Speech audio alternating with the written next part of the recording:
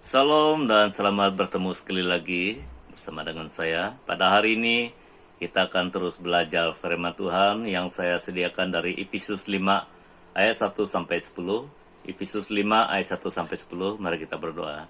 Tuhan Yesus, terima kasih karena Engkau memberi hidup dan kesempatan kepada kami hari ini untuk terus menikmati anugerah Tuhan dan mau belajar firman-Mu. Tolong kami dengan perantaraan kuasa Roh Kudus-Mu agar kami memahami arti firman-Mu dan mampu melakukannya melalui kehidupan kami dan menyaksikan kebenaran kuasa firman-Mu melalui kehidupan kami. Di dalam nama Tuhan Yesus Kristus kami mohon semuanya ini. Amin. Efesus 5 ayat 1 sampai 10. Firman Tuhan berkata demikian, sebab itu jadilah penurut-penurut Allah seperti anak-anak yang kekasih dan hiduplah di dalam kasih. Sebagaimana Kristus Yesus juga telah mengasihi kamu dan telah menyerahkan dirinya untuk kita sebagai persembahan dan korban yang harum bagi Allah. 3. Tetapi percabulan dan rupa-rupa kecemaran atau keserakahan disebut saja pun jangan di antara kamu, sebagaimana sepatutnya bagi orang-orang kudus. 4. Demikian juga perkataan yang kotor, yang kosong atau yang sembrono, karena hal-hal ini tidak pantas, tetapi sebaliknya ucapkanlah syukur. 5. Karena ingatlah ini baik-baik, tidak ada orang sundal, orang cemar, atau orang serakah, artinya penyembah berhala, yang mendapat bahagian di dalam kerjaan Kristus dan Allah. 6. Janganlah kamu disesatkan orang dengan kata-kata yang hampa, karena hal-hal demikian mendatangkan murka Allah atas orang-orang durhaka. 7. Sebab itu janganlah kamu berkawan dengan mereka. 8. Memang dahulu kamu adalah kegelapan, tetapi sekarang kamu adalah terang di dalam Tuhan. Sebab itu, hiduplah sebagai anak-anak terang, karena terang hanya berbuahkan kebaikan dan keadilan dan kebenaran. 10. Dan ujilah apa yang berkenan kepada Tuhan. Dan ujilah apa yang berkenan kepada Tuhan. Puji Tuhan, ini merupakan tulisan Paulus kepada jemaat di Efesus, mengingatkan mereka tentang status martabat mereka di dalam Kristus. Kita juga harus mengenal status kita, wibawa kita, martabat kita yang telah diberikan oleh Kristus karena iman dan kasih kita kepada Tuhan Yesus Kristus. Kita harus pertahankan status, wibawa, martabat kita di dalam Tuhan Yesus. Tema kita pada hari ini adalah mengenal dan memperkenalkan Kristus. Ini tugas kita, mengenal dan memperkenalkan Kristus melalui kehidupan kita. Karena kita adalah terang dan garam bagi dunia ini, kita seharusnya memperkenalkan Kristus melalui kehidupan kita, melalui bicara kita, melalui sikap teladan, tingkah laku kita. Apabila orang melihat percakapan kita, sikap kita, tingkah laku kita, mereka akan mengenal Kristus melalui kehidupan kita. Itulah sebabnya kita harus sungguh-sungguh mengenal Tuhan dan memperkenalkan Tuhan melalui kehidupan kita. Ada 3 perkara penting yang kita belajar dari bahagian firman Tuhan ini, ayat 1 dan 2.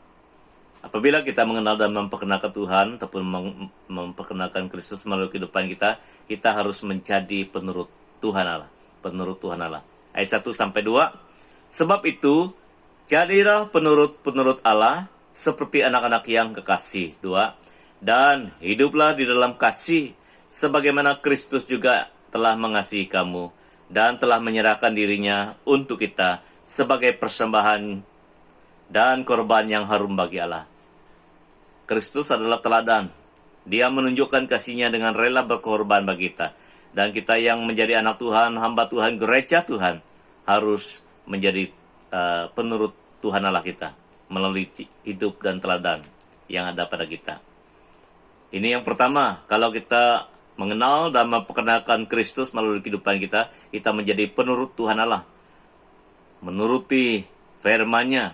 Apabila kita menuruti firman-Nya, kita sebenarnya menjadi penurut Tuhan Allah. Ayat 1 sampai 2 itu. Kalau kita melihat kesaksian dalam kehidupan Daniel, waktu dia dikhianati, sehingga dia terpaksa dimasukkan ke dalam gua singa, karena itu adalah hukuman yang terjadi pada masa itu terpaksa dijatuhkan oleh Raja Darius karena dia telah terperangkap. Daniel juga telah terperangkap oleh tipu muslihat pegawai-pegawai yang iri hati kepada Daniel. Tetapi pada keesokan harinya ternyata Daniel tetap dipelihara oleh Tuhan Allah. Dia hidup sehingga Daniel telah dikeluarkan daripada gua singa itu. Dan Raja Darius memberi arahan karena dia tahu di dalam kehidupan Daniel, melalui kehidupan Daniel ada kuasa Tuhan yang ternyata, nyata, yang hebat dinyatakan melalui kehidupan Daniel. Karena Daniel tidak dimakan oleh singa, itu adalah bukti pemeliharaan Tuhan pada masa itu. Sehingga Raja Darius memberi satu perintah ataupun arahan supaya semua rakyat penduduk seluruh bumi pada masa itu takut dan gentar kepada Allah yang disembahkan oleh Daniel. Tuhan Allah yang disembahkan oleh Daniel pada masa itu adalah Tuhan Allah yang telah memperkenalkan dirinya melalui Yesus Kristus. Dia datang dalam rupa Tuhan Yesus Kristus sehingga kita kenal dia hari ini. Dialah yang telah memperkenalkan kuasanya melalui kehidupan Daniel pada suatu ketika dulu. Sehingga Raja Darius juga telah kagum melihat kuasa dan keajaiban Tuhan melalui kehidupan Daniel.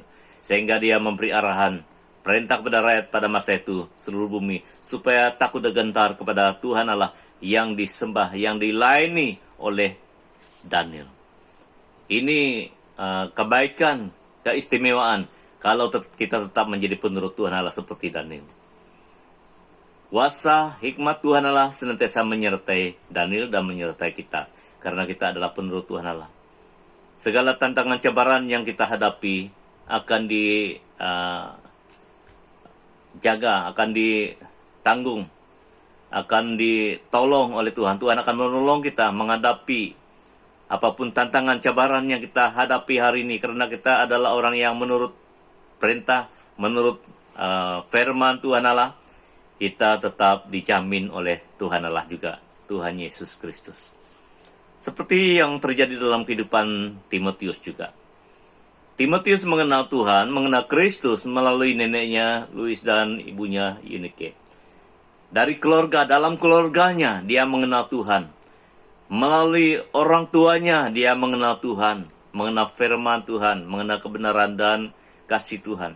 Sehingga Timotius juga turut mempunyai iman kepada Tuhan Yesus Kristus. Ini adalah kelebihan, keistimewaan, kebaikan orang-orang yang menjadi penurut Tuhan Allah. Ahli keluarganya akan terus mengenal Tuhan. Terus menerus akan mengenal Tuhan melalui sikap orang tua, melalui sikap kita yang menjadi penurut Tuhan Allah. Jadi ini adalah tugas kita untuk menjangkau jiwa-jiwa dalam keluarga kita sendiri, anak-anak dan cucu kita. Kita harus menurut Tuhan Allah, firman Tuhan Allah, Tuhan Yesus Kristus, supaya ada kuasa Tuhan, ada hikmat Tuhan, ada kemuliaan Tuhan menyertai kita. Sehingga ahli keluarga kita juga akan mengalami Tuhan dan turut beriman mengasihi Tuhan dalam kehidupan mereka. Turun-temurun ahli keluarga kita akan menjadi penurut Tuhan Allah. Yang kedua, orang yang menjadi penurut Tuhan Allah ataupun Tuhan Yesus Kristus pasti hidup dalam kasih. Pasti hidup dalam kasih seperti yang dikatakan oleh firman Tuhan tadi. Pasti ada tindakan hidup dalam kasih seperti yang dikatakan dalam ayat 2. Dan hiduplah di dalam kasih. Kasih yang dimaksudkan ini adalah kasih Tuhan. Kasih yang murni, kasih yang tidak pernah berubah. Kasih agape. Seperti mana Daud dan Yonatan juga telah mengalami dan memperkenalkan dan dipimpin oleh kasih Tuhan, sehingga mereka tetap mempertahankan hubungan persekutuan mereka walaupun ada tantangan dalam kehidupan keduanya. Raja Saul, bapa kepada Yonatan, benci kepada Daud, tetapi hubungan Daud dengan Yonatan tidak pernah terputus karena kasih Tuhan menguasai hati mereka. Kenapa kasih Tuhan menguasai hati Daud dan Yonatan? Karena ada Tuhan di dalam hati dan kehidupannya. Jadi apabila kita mau dipimpin, dikuasai oleh kasih Tuhan, kita harus mempersembahkan dan terus sungguh-sungguh berserah kepada Tuhan. Karena Tuhan itulah yang merupakan sumber kasih itu. Kasih Tuhan itu tidak dari dunia ini. Kasih Tuhan itu tidak boleh dibuat-buat, tidak menjadi kepura-puraan. Kasih Tuhan itu nyata, kasih Tuhan itu senantiasa hidup, senantiasa mau menguasai memimpin kita kalau ada Tuhan di dalam hati dan kehidupan kita. Jadi saudara, ini sangat penting dalam kehidupan kita, dalam keluarga, dalam masyarakat, dalam negara kita. Kita perlu hidup dalam kasih. Kita boleh hidup dalam kasih, dipimpin oleh kasih Tuhan kalau kita menjadi penurut Tuhan Allah, menuruti firman-Nya. Yang kedua, kalau kita mengenal dan memperkenalkan Tuhan melalui kehidupan kita, kita pasti menjauhi dosa dan kejahatan. 3-5.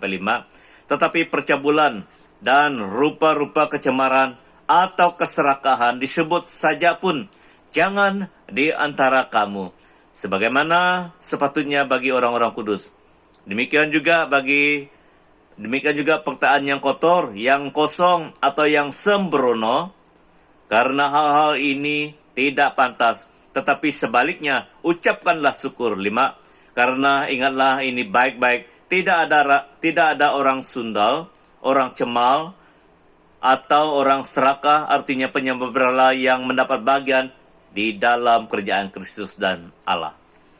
Jadi saya sangat percaya kita mempunyai kerinduan untuk hidup dalam kerjaan Kristus ataupun kerjaan Tuhan Allah ataupun kerjaan surga. Jadi kita harus mengenal dan memperkenalkan Tuhan melalui kehidupan kita. Menurut ayat 3 dan ayat 5, 4 dan 5, kita harus jauhi dosa dan kejahatan. Karena dosa dan kejahatan itu adalah musuh Tuhan. Itu yang dibenci oleh Tuhan. Itu sebabnya Yesus rela mati, disalib karena dia mau mengalahkan, melenyapkan kuasa dosa dan kejahatan itu dalam hidup manusia. Apabila kita kenal Tuhan Yesus datang untuk melenyapkan, mengalahkan kuasa dosa dan kejahatan dalam kehidupan kita, kita juga harus jauhi, benci dosa dan kejahatan juga dalam kehidupan kita. Jangan ada kecemaran dan pencabulan di antara kamu, kata firman Tuhan. Tetapi hendaklah kamu menjadi kudus dalam seluruh hidupmu, sama seperti Dia yang kudus, yang telah memanggil kita. Dia yang maha kudus telah memanggil kita untuk hidup dalam kekudusannya. Jadi tidak semudah yang kita pikirkan. Ini seharusnya berterusan. Apabila kita sungguh-sungguh memperkenalkan Tuhan, mengenal dan memperkenalkan Tuhan melalui kehidupan kita, kita dimampukan oleh Tuhan untuk menjauhi dosa dan kejahatan. Kita tidak mampu sendiri. Hanya Tuhan, kuasa Tuhan, roh Tuhan, kemuliaan Tuhan yang boleh memampukan kita menjauhikan diri dari dosa dan kejahatan. Itulah sebabnya kita harus bersekutu, selalu mendekatkan diri, hati kita kepada Tuhan, karena Tuhan itulah yang memampukan kita. Kita boleh mempertahankan kekudusan kita setiap hari, karena kita senantiasa dekat dengan Tuhan, melalui doa, ibadah, dan persekutuan pribadi kita dengan Tuhan setiap hari. Dari sana kita ada kemampuan untuk menjauhi dosa dan kejahatan. Yang kedua, perkataan kotor yang kosong, yang sembrono, jangan ucapkan, kata firman Tuhan. Jadi oleh karena hati kita, hidup kita dikuasai oleh firman Tuhan, tidak mungkin kita akan mengeluarkan perkataan yang sembarang. Sembrono ini adalah artinya sembarangan. Kita akan dipimpin, dikuasai oleh firman Tuhan, Roh Kudus Tuhan, untuk mengeluarkan, menggunakan perkataan yang memuliakan Tuhan, meninggikan Tuhan, dan memberkati orang lain. Ini adalah proses seumur hidup bersama dengan Tuhan. Itu sebabnya kita harus sungguh-sungguh mengenal Tuhan dan memperkenalkan Tuhan melalui kehidupan kita, supaya perkataan kita dan percakapan kita memuliakan nama Tuhan dan menjadi berkat kepada orang lain. Karena kebenaran firman Tuhan itulah sumbernya kita dapat mengeluarkan perkataan yang benar, yang baik. Seperti dalam 2 Timotius 3:16, segala perkataan yang diilhamkan Allah memang bermanfaat untuk mengajar, untuk menyatakan kesalahan, untuk memperbaiki kelakuan, dan untuk mendidik orang dalam kebenaran. Apabila firman Tuhan yang tertulis itu senantiasa ada dalam hati dan hidup kita, Dia akan memberi hikmat, Dia akan memimpin kita, sehingga kita dapat mengeluarkan perkataan percakapan yang memuliakan nama Tuhan dan menjadi berkat kepada orang lain. Sumbernya memang daripada firman yang tertulis. Itulah sebabnya kita harus tekun, setia, dan senantiasa rindu belajar firman Tuhan, supaya firman Tuhan itu senantiasa mengambil tempat dalam hati dan hidup kita. Sehingga firman Tuhan itulah yang mengajar kita mengeluarkan percakapan yang memuliakan nama Tuhan dan menjadi berkat kepada orang lain. Dan kita harus juga sadar bahwa tidak ada orang Sunda, orang cemar, orang serakah, dan penyembah berhala akan diperlayakan masuk dalam kerajaan Kristus ataupun kerajaan surga. Itu sebabnya mulai dari Musa, hukum Taurat diturunkan supaya manusia tahu mana yang baik, mana yang tidak benar di depan Tuhan. Itu adalah starting point. Dan dia mulai mengajar dari permulaan hukum Taurat. Lepas itu datang Kristus, dia menyempurnakannya. Kristus menyempurnakan firman itu. Sehingga yang kita miliki hari ini adalah firman yang sempurna. Oleh itu apabila kita sudah memiliki firman yang sempurna, Roh Kudus menguasai hati kita, kita tidak akan menggadaikan hidup kita menjadi orang Sunda, menjadi orang cemar, menjadi orang yang menyembah berhala. Menyembah berhala itu ada artinya ada keutamaan, ada yang lebih utama daripada Tuhan. Apakah itu dunia ini, apakah itu harta benda, apakah itu pangkat, apakah itu yang kita idam-idamkan secara pribadi, itu boleh menjadi berhala. Tetapi kita tidak akan mempunyai berhala lain selain daripada Tuhan Yesus kalau kita sungguh-sungguh bertumbuh dalam Tuhan. Dan kalau kita sungguh-sungguh memiliki firman, Roh Kudus menguasai hati kita, sehingga kita akan menjauhi dosa dan kejahatan dalam kehidupan kita. Yang terakhir, kalau kita sungguh-sungguh mengenal dan memperkenalkan Tuhan Yesus sebagai Tuhan dan Juru Selamat kita akan menghasilkan buah terang ataupun buah Roh Kudus Tuhan setiap hari. Ayat 8-10, memang dahulu kamu adalah kegelapan, tetapi sekarang kamu adalah terang di dalam Tuhan. Sebab itu, hiduplah sebagai anak-anak terang. 9, karena terang hanya berbuahkan kebaikan, keadilan, dan kebenaran. 10, dan ujilah apa yang berkenan kepada Tuhan. Pasti kita akan mampu menghasilkan buah terang ataupun buah Roh Kudus karena kita mengenal dan memperkenalkan Tuhan. Karena kita sungguh-sungguh kenal Tuhan, firman Tuhan, dan berserah sepenuhnya kepada Tuhan, dan memperkenal Tuhan melalui kehidupan kita, dan kita dimampukan, Tuhan memampukan kita untuk menghasilkan buah terang. Diri kita sendiri tidak mampu menghasilkan buah terang ini, buah Roh Kudus ini.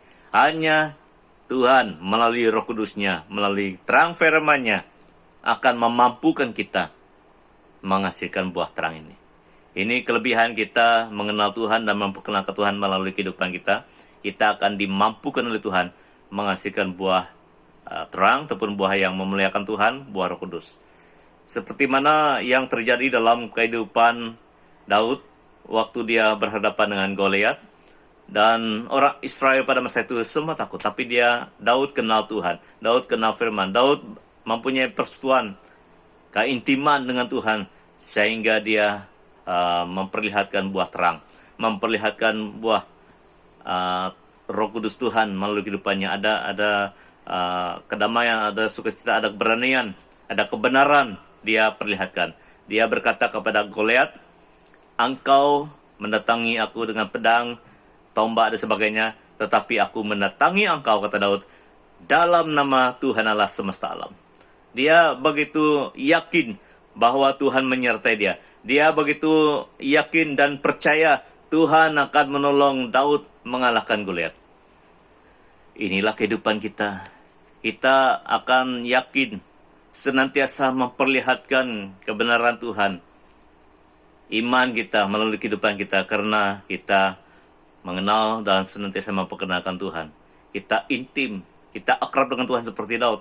Dia begitu akrab dengan Tuhan sehingga dia dimampukan oleh Tuhan untuk menghadap tantangan yang di depan, yaitu Goliat.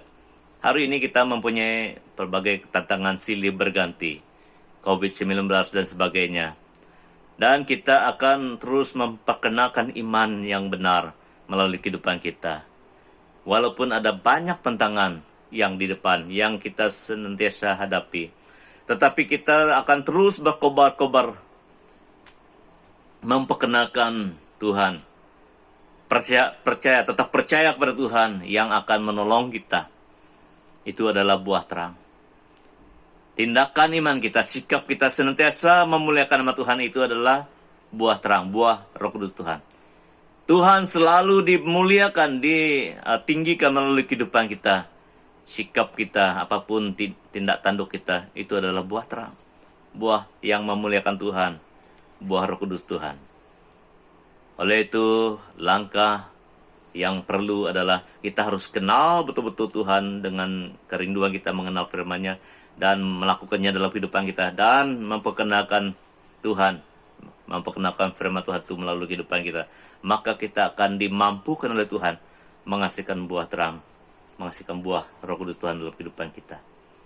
Ini adalah rencana dan kehendak Tuhan dalam kehidupan kita. Yang kedua, terang hanya berbuahkan kebaikan, keadilan, dan kebenaran. Apabila kita di dalam Tuhan, apabila Tuhan di dalam hati dan hidup kita, pasti kebaikan, keadilan, kebenaran itu saja yang kita hasilkan. Karena Galatia 5 ayat 22-23 katakan, tetapi buah roh ialah kasih, sukacita, damai sejahtera, kesabaran, kemurahan, kebaikan, kesetiaan, kelemah lembutan, dan penguasaan diri. 9 tanda, satu package, tidak terpisahkan. Apabila kita sungguh-sungguh mengenal Tuhan dan memperkenalkan Tuhan melalui kehidupan kita, dan kita akan dimampukan oleh Tuhan untuk menghasilkan buah kebaikan, keadilan, kebenaran. Kegelapan tidak mungkin kita hasilkan. Yang tidak baik tidak mungkin kita hasilkan karena Tuhan di dalam kita. Tuhan hanya mendorong kita. Tuhan hanya memampukan kita, memberi gairah, semangat kepada kita untuk menghasilkan kebaikan, keadilan, dan kebenaran. Jadi hari ini kita harus tetap diam bersama dengan Tuhan. Tetap melekat dan akrab dengan Tuhan yang dapat memampukan kita untuk menghasilkan buah kebaikan, keadilan, dan kebenaran. Diri kita sendiri tidak mungkin mampu.